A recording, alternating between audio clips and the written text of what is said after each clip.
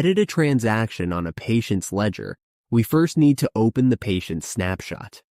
We can do this by clicking on the appointment in the calendar or by using the search box. Then, we can click on the Quick Transaction History button to access their ledger. Or another shortcut to the patient's ledger from the patient snapshot is if we scroll down to the overview of the transactions, we can click into that area, and it will also take us to the ledger. To edit a transaction, we click on the pencil icon under the Edit column.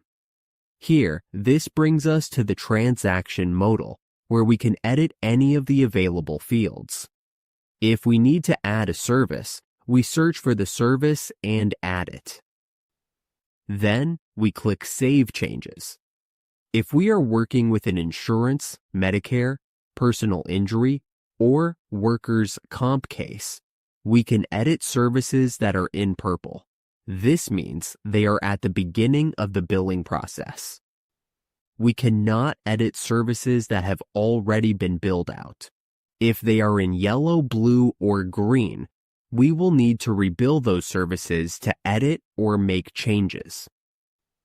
For example, if we need to change the number of units and the line is in purple, we can click on the Edit button. We can adjust the units or any of the other available fields. Then we hit Save Changes.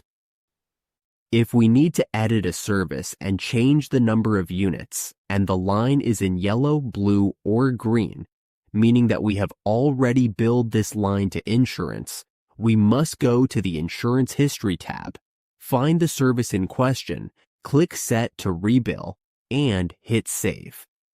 When we go back to the patient's ledger, we may need to refresh. Now, we can see that the service is in purple. This means we have set the service to rebill, and it is at the beginning of the billing process.